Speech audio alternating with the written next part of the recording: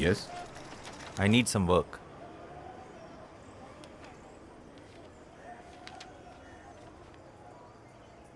মাইনে ছাড়া চাকরি দিতে পারি, খাওয়া দাওয়ার বন্দোবস্ত হয়ে যাবে। তাহলে দুজনের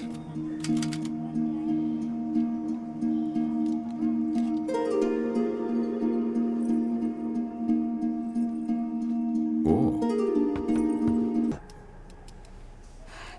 আপনাদের কোনোদিনও সন্তান হবে না।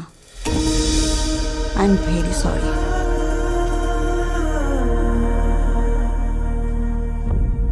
నీకు ఇంకా పిల్లలు ఎందుకు? నేను సరిపోనా?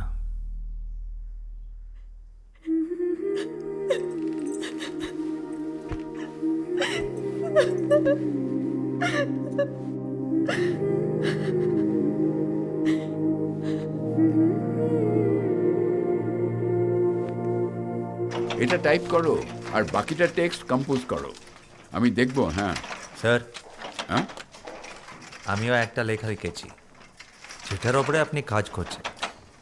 একবার পারলে পড়বেন। দেখি।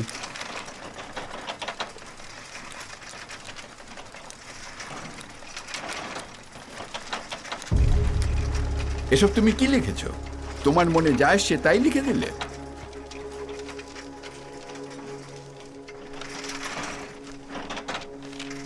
ওরটাই ছাপবে।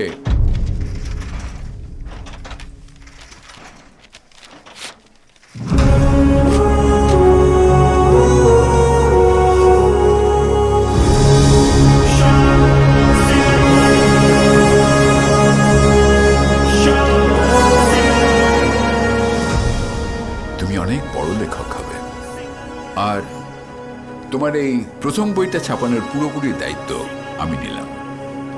ধন্যবাদ। Royalty checks. ఈ ఖాళీ స్థలం కొని మనం ఇల్లు కట్టుకుందాం.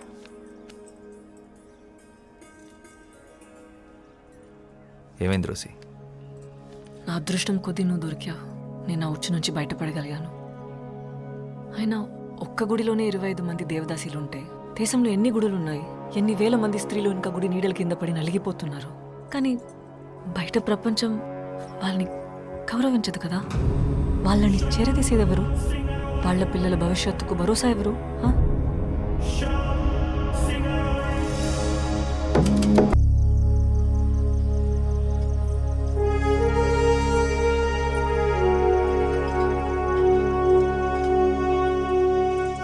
ఇంకా చాలామంది వస్తున్నారు. ఈ బిల్డింగ్ సరిపోదు. వీళ్ళందరికీ పక్కా ఇల్లు, పనిచేసే వాళ్ళకి ఉద్యోగాలు, చేయలేని వాళ్ళకి పర్మనెంట్ పెన్షన్ వచ్చేలా ప్లాన్ చేస్తున్నాను. గవర్నమెంట్ కూడా సపోర్ట్ చేస్తుంది.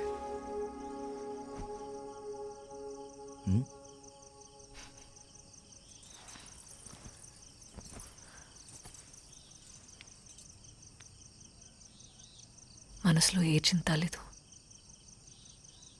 ఈ అమావాస్య ఆకాశంలాగా. దీన్నే సంతోషం అంటారేమో. శ్యామ్, నీకు తెలుసా, ఒక దేవదాసి అమావాస్య రోజు చనిపోతే నేరుగా దేవుడి దగ్గరికి వెళ్తుందంట. నేనంటూ చనిపోతే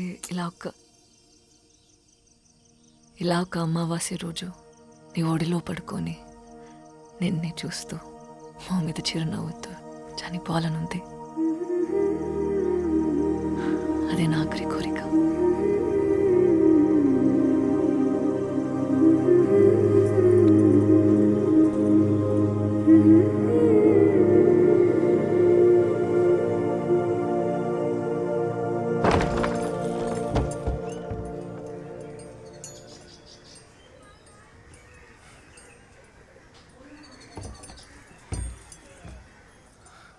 అన్నయ్య కొంట్లో బాగోలేదురా, నిన్ను చూడాలంటున్నారు. ఒక్కసారి ఇంటికి వస్తావా?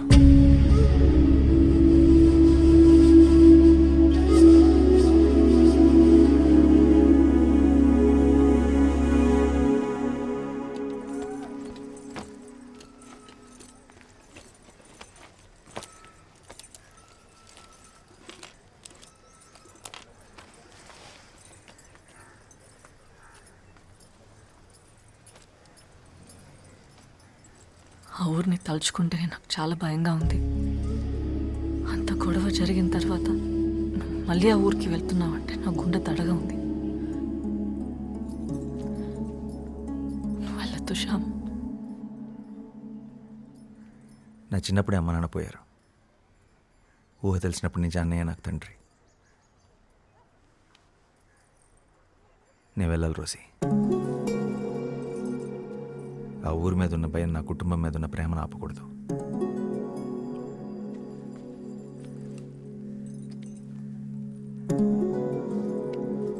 జాగ్రత్త. ఆలస్యమైన మాటిస్తున్నాను, వచ్చేస్తాను.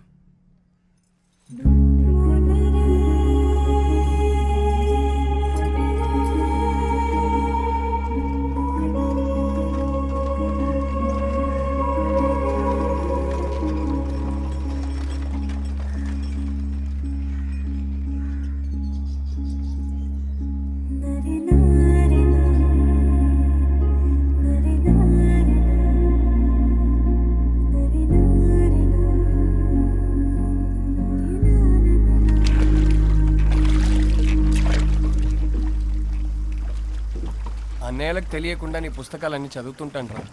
నువ్వు రాసిన ప్రతి పుస్తకం ఉంది నా దగ్గర. అందరికన్నా నీకు పెద్ద అభిమాని నేనే.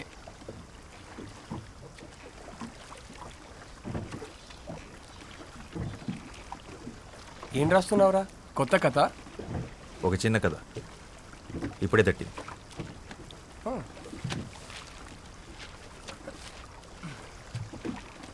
చదివి ఎలా ఉందో చెప్పు.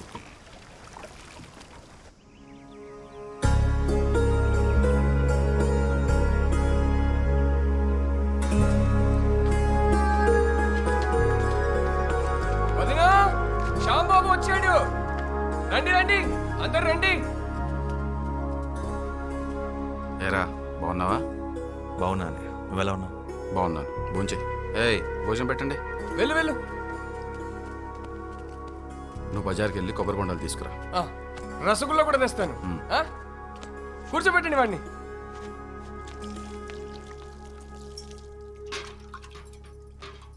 ఇల్లంతా ఖాళీగా ఉంది, పిల్లలేరు వద్దా? ఇప్పుడు ఖరగ్పూర్లో ఉండి చదువుకుంటున్నారు శ్యాంబాబు.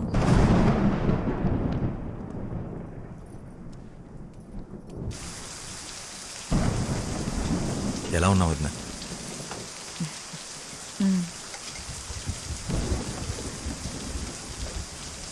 ఏంటి వద్దా, ఒంట్లో బాలేదా?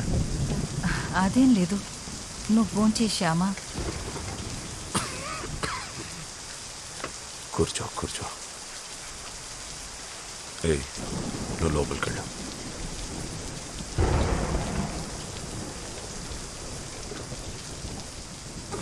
ఆరోగ్యం ఎలా ఉందన్నయ్య? పర్వాలేదు. నీ గురించి అందరూ మాట్లాడుకుంటున్నారు.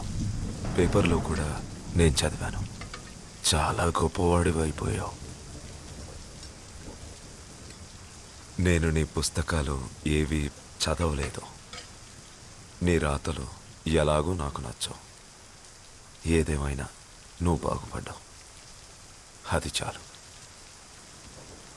ఎంత కాదనుకున్నా రక్త సంబంధం కదా, ఎలా ఎలా వదులుకుంటాం?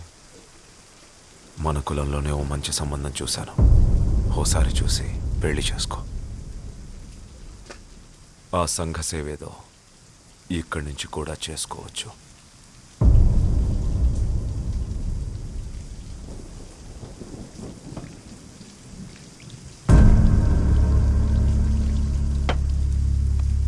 నా పెళ్ళి అయిపోయింది అన్నయ్య.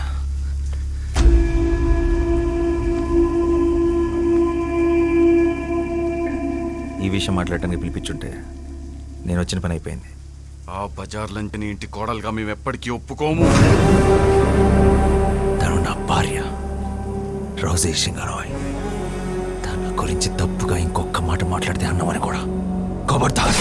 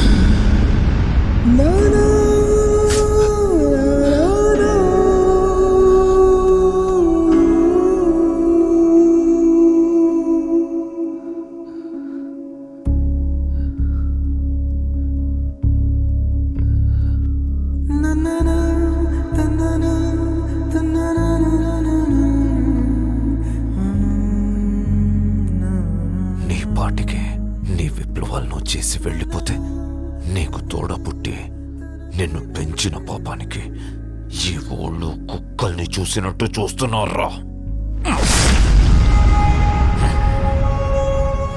మా పిల్లల భవిష్యత్తుకి నీ చావే భరోసా ఇవ్వాలి. నిన్ను చంపి మళ్ళీ ఊళ్ళో తలెత్తుకొని తిరుగుతాం.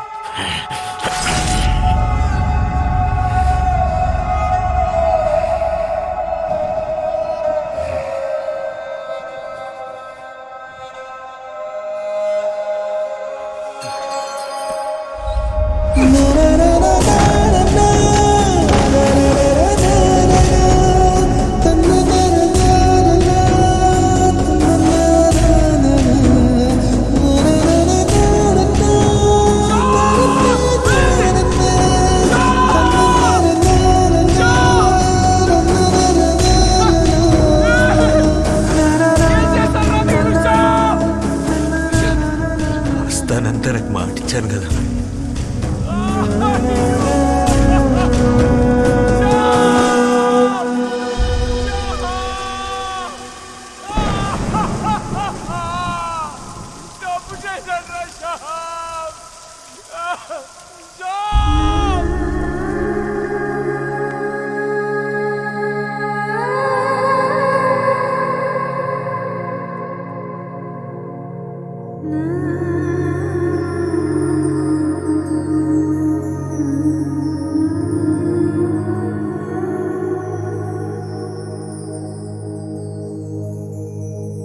Mm-hmm.